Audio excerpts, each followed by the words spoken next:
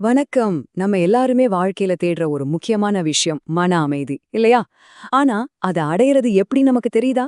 சுவாமி சித்பாவானந்தரோட தினசரி தியானம் புத்தகத்திலிருந்து ஒரு ஆழமான வழிகாட்டுதல தான் நாம இன்னைக்கு பார்க்க போறோம். நம்மளோட உள்மன அமைதியை எப்படி அடையறது, அதை எப்படி நம்ம கூடவே வச்சுக்கிறதுன்னு இது நமக்கு தெளிவா காட்டப் போகுது. வாங்க, இந்த சக்தி வாய்ந்த பிரார்த்தனையோட ஆரம்பிக்கலாம். இது வெறும் வார்த்தைகள் கிடையாது, நம்ம ஒவ்வொருத்தரோட மனசுக்குள்ளேயும் இருக்கிற ஒரு ஆழமான ஏக்கத்தோட வெளிப்பாடு.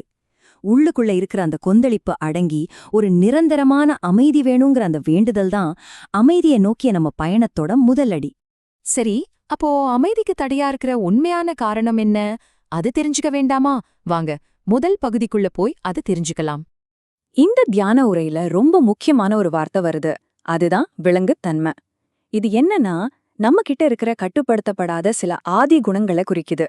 உதாரணத்துக்கு கோவம், பேராசை, பயம்னு இந்த உணர்ச்சிகள் வரும்போது யோசிக்காம உடனே ரியாக்ட் பண்றோம் இல்லையா?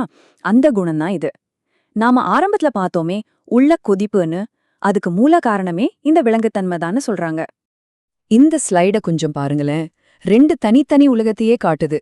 இடது பக்கம் பாருங்க, விலங்குத்தன்மையோட அடையாளம். உள்ளுக்குள்ள கொதிப்பு, நிலையற்ற தன்மை, எப்பவும் ஒரு போராட்டம்.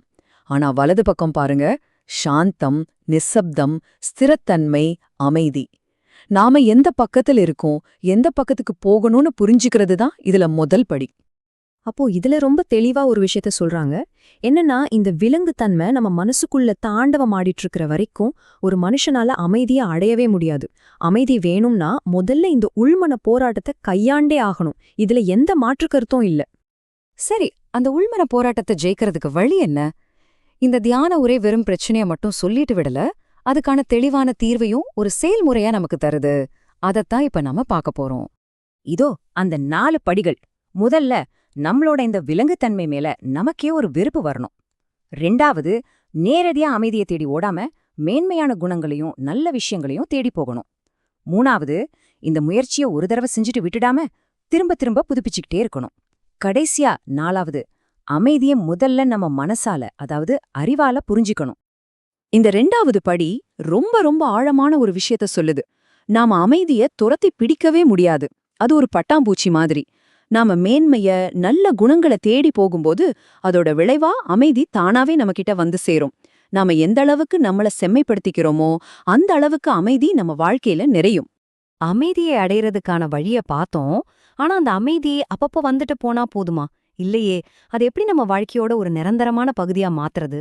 வாங்க, அடுத்த கட்டத்துக்கு போகலாம். இந்த ஒரு வரி தான் இதுக்கு சாவி மாதிரி.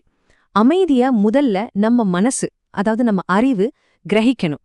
அதாவது அதை முழுமையா புரிஞ்சுக்கிட்டு ஏத்துக்கணும். அப்படி செஞ்சா மட்டும்தான் அதை நம்ம வாழ்க்கையில நிரந்தரமா நிலைநிறுத்த முடியும்னு இந்த உரை வழிகாட்டுது. சொல்லப்போனா நம்ம மனசுதான் ஒரு நங்கூரம் மாதிரி. அமைதிங்கிறது வெறும் ஒரு உணர்ச்சி மட்டும் கிடையாது, அது ஒரு தெளிவான புரிதலும் கூட.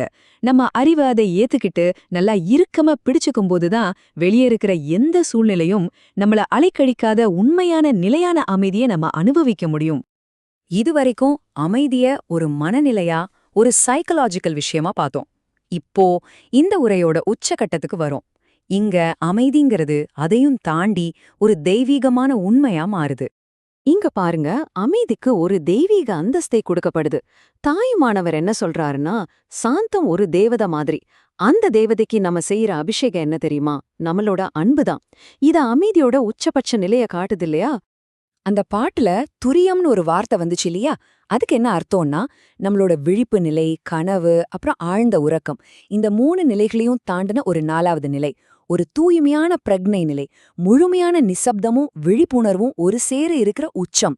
அந்த மாதிரி ஒரு தெய்வீக நிலையோட தான் அமைதி இங்க தொடர்பு படுத்தப்படுது. அப்போ கடைசியா இந்த தியானம் நமக்கு சொல்ற பேருண்மை இதுதான். உண்மையான சாந்தம்ங்கிறது சத்தமில்லாத ஒரு வெறுமை கிடையாது. அது ஒரு தெய்வீகமான, பிரக்ஞபூர்வமான, உயிரோட்டமான ஒரு இருப்பு. அதுதான் இந்த பிரபஞ்சத்தோட இயல்பே. சரி, இவ்ளோ விஷயங்களை நாம பார்த்தோம், கேட்டோம். இப்ப கேள்வி உங்களுக்கு தான்.